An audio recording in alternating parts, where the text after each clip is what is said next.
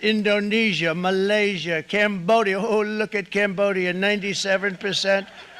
We're going to bring it down to 49. They made a fortune with the. Dan ini tentu menimbulkan ancaman terhadap berbagai kemungkinan dari mulai resesi bahkan inflasi, bisa terjadi stagflasi, ekonominya melemah tapi harga tinggi karena tarif. Prediksi Menteri Keuangan Sri Mulyani Indrawati akan adanya serangan perang dagang dari Presiden Amerika Serikat Donald Trump akhirnya terrealisasi. Pada pertengahan Maret 2025 lalu, Menkeu memperkirakan Indonesia akan menjadi target berikutnya setelah Amerika Serikat menyerang Kanada, Meksiko, dan China dengan tarif bea masuk tinggi. Prediksi Menkeu saat itu, kondisi ekonomi global saat ini tidak menentu dan tidak ada lagi kawan dalam ekonomi global. Sebab Amerika dan Kanada yang selama ini dikenal sebagai kawan dekat, tapi saat ini saling balas menyerang dengan tarif yang tinggi. Menkeu Sri Mulyani memprediksi kebijakan perang tarif tinggi ini juga bisa menyulut terjadinya krisis ekonomi global dan stagflasi. Seperti kita tahu, pada Rabu 2 April kemarin, Presiden Amerika Serikat Donald Trump mengumumkan keadaan darurat nasional akibat defisit neraca perdagangan yang terus meningkat. Kebijakan ini memicu penerapan tarif resiprokal untuk menyeimbangkan hubungan dagang Amerika Serikat dengan mitra dagangnya, termasuk Indonesia. Amerika menyoroti tarif etanol sebesar 30%, persyaratan TKDN, serta kebijakan ekspor yang dinilai merugikan kepentingan dagang Amerika. Walhasil Indonesia tak luput dari serangan Donald Trump dan terkena tarif bea masuk sebesar 32% untuk ekspor ke Amerika Serikat. Berikut analisa lengkap Menteri Keuangan Sri Mulyani Indrawati pada medio Maret 2025 yang lalu. So, perubahan begitu besar dari tahun 2000 berapa itu 2022 ke sini itu ya. Suatu perubahan hanya dalam waktu kurun 3 tahun telah mengubah sebuah orde dunia. Ini tentu memberikan implikasi sangat besar, sangat fundamental. Dan oleh karena itu Presiden Prabowo selalu mengingatkan kita harus menyiapkan diri, menguatkan diri. Karena dunia memang tidak dalam situasi yang biasanya kita kenal.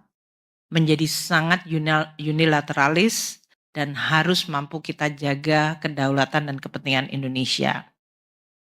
Muncul blok-blok baru di luar yang biasanya tradisional.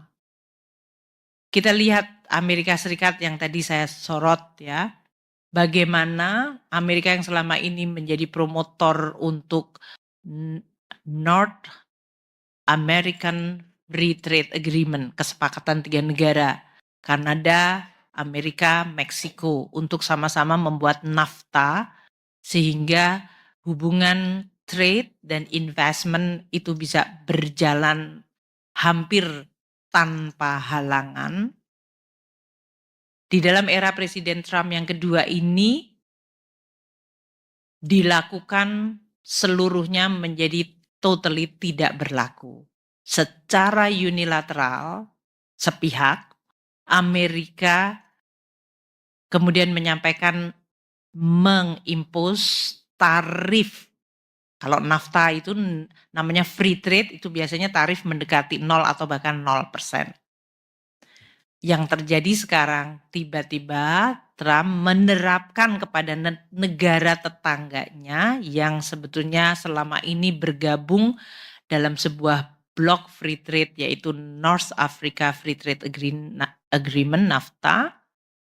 Tiba-tiba tetangga sebelahnya dikenakan tarif. Kanada 10% untuk energi, 25% untuk komoditas lainnya. Meksiko 25% across the board. RRT 10% ini on top of yang selama ini RRT sudah terkena dari semenjak Trump 1.0, Biden, dan Trump 2.0. Jadi waktu Trump 1.0 dan Biden, RRT itu sudah dikenakan tarif dan belum turun, sekarang ditambahkan 10%. Diumumkan pada 1 Februari 2025 untuk pengenaan tarif tersebut. Reaksinya sungguh luar biasa. Jadi kalau teman-teman wartawan masih sedikit mau ngecek ke Google situasi awal itu disruption dari terjadinya keputusan ini terhadap global sentiment luar biasa negatif. Sehingga Presiden Trump tanggal 3 Februari 2 hari kemudian mengatakan oke, karena reaksinya begitu negatif saya tunda 1 bulan. Waktu itu kemudian terjadi lega, mungkin kita bisa work out. Pada tanggal 4 Februari, RRT karena tidak mendapatkan penundaan, jadi yang ditunda hanya tarif untuk Meksiko dan Kanada, dan itu pun hanya untuk 1 bulan. Tanggal 4 Februari, RRT yang sudah dikenakan tarif mulai 1 Februari melakukan retaliasi, balasan, dengan menerapkan tarif 15% untuk import coal dan LNG dari Amerika Serikat dan penerapan 10% dari import crude, mesin pertanian, kendaraan, dan truk dari Amerika Serikat. Perang dagang terjadi. Kalau kita biasanya mengenal perang militer, ini perang dagang terjadi. Satu negara secara unilateral melakukan tarif untuk men-charge lebih tinggi, negara lain melakukan retaliasi. Jadi medan perangnya ada di perekonomian. Kemudian ini belum selesai, tanggal 10 Februari Presiden Trump menerapkan tarif lagi untuk spesifik besi, baja, dan aluminium. Tarifnya 25%. Any besi, baja, aluminium dari negara manapun masuk Amerika kena tarif 25%. Dan karena ini menimbulkan reaksi negatif, negara lain juga akan melakukan retaliasi. Tanggal 13 Februari Presiden Trump mengumumkan kalau terjadi retaliasi akan dilakukan reciprocal, dibales lagi. Jadi ini adalah sebuah language, bahasa yang mengatakan tidak ada perdamaian di sini.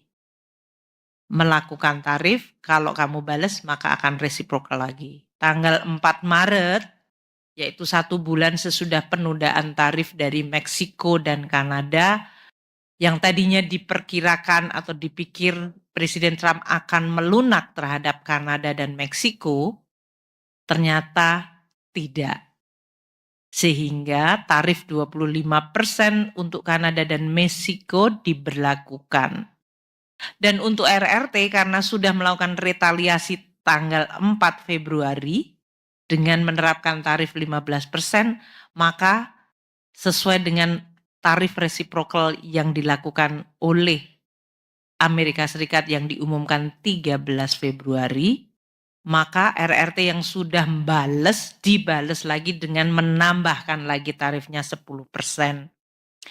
untuk komoditas dari Tiongkok.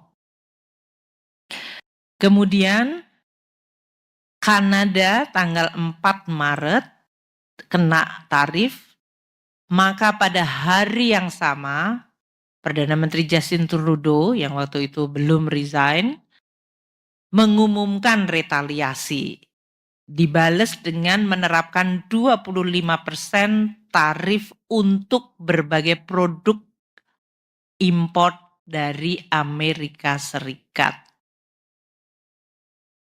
Dan ini tentu menimbulkan ancaman terhadap berbagai kemungkinan, dari mulai resesi bahkan inflasi, bisa terjadi stagflasi, ekonominya melemah tapi harga tinggi karena tarif. Di tanggal 10 Maret sekali lagi untuk RRT dilakukan pelaksanaan tarif 10-15% untuk produk makanan dan pertanian, serta pembatasan ekspor dan investasi dari 25 perusahaan Amerika Serikat. RRT dalam hal ini membalas kembali. Karena tadi diberikan tarif reciprocal, kemudian dinaikkan lagi tarifnya, RRT membalas lagi dengan menerapkan 10-15% untuk produk pertanian dan makanan, dan bahkan pembatasan ekspor untuk terutama mineral rare earth dan juga untuk investasi dari 25 perusahaan Amerika yang beroperasi di RRT. Tanggal 11 Maret akan diumumkan tambahan 25% tarif untuk aluminium baja dari Kanada. Ini untuk membalas tanggal 4 Maret. Jadi teman-teman wartawan melihat ya, yang ini yang disebut the war game adalah sekarang di bidang ekonomi. Trade yang tadinya berdasarkan rule base sekarang bisa secara sepihak diubah. Dan Presiden Donald Trump dalam hal ini memang mengincar negara-negara yang memiliki surplus terhadap Amerika atau Amerika defisit terhadap negara tersebut. Di sini yang di tengah ini adalah 20 negara yang mencatatkan surplus terhadap Amerika. Artinya Amerika defisit terhadap negara ini. Indonesia ada di nomor 15. Kalau kita lihat Tiongkok, Meksiko, Kanada ini walaupun angkanya 73,7 ini lebih karena tidak hanya perdagangan tapi juga masalah imigrasi dan juga fentanyl, yaitu masuknya opioid yang telah mengancam kesehatan di Amerika Serikat. Nah, kita lihat jadi negara-negara yang punya surplus besar, makanya kita lihat Tiongkok sudah kena, Meksiko kena, Vietnam yang kemarin datang ke Indonesia, ini akan menjadi target yang cukup nyata. Untuk negara-negara European Union juga sudah dilakukan langkah-langkah untuk tarif, karena mereka sudah mengumumkan retaliasi dan kemudian akan terjadi back and forth. Jadi kita lihat Jerman, Irlandia, Kanada tadi ya. Bahkan untuk Jepang dan Korea Selatan. Ini adalah yang harus kita sekarang teliti dan waspadai. Kalau diberlakukan kebijakan tarif kepada semua negara surplus, Indonesia ada di dalam ranking 15. Dan ini akan berpotensi menciptakan tadi biaya dari supply chain sektor manufaktur dan terutama untuk sektor digital yang akan meningkat. Rantai pasoknya juga akan mengalami disrupsi, harga komoditas mengalami volatilitas, dan sentimen market akan terus-menerus terayun-ayun volatile, seperti yang terjadi pada minggu-minggu atau 1 bulan terakhir. Ini menimbulkan semua negara yang sekarang berpikir peta dunia dari sisi ekonomi seperti apa. Keputusan mengenai investasi, relokasi, dan juga rekonfigurasi dari rantai pasok. Karena ternyata selama ini yang dianggap aman, bahkan kalau kita mengatakan friendshoring, itu sekarang tidak ada friend lagi. Gimana kurang friendnya Amerika dan Kanada itu? Jadi tadinya disebutkan, oh kalau kamu berteman kita aman. Ternyata definisi friends tidak ada lagi di dalam konteks hari ini. Dan berbagai blok alternatif di luar zona Amerika seperti ASEAN, BRICS, ini memiliki alasan untuk makin bisa tumbuh dan menjadi alternatif. Meskipun dalam hal ini tentu karena Amerika Serikat adalah negara paling besar di dunia, pasti apa yang dilakukan oleh mereka mempengaruhi seluruh dunia juga. Nah, konteks inilah yang kemudian akan kami bawa ke ekonomi di Indonesia yang nanti akan mempengaruhi APBN dan pelaksanaan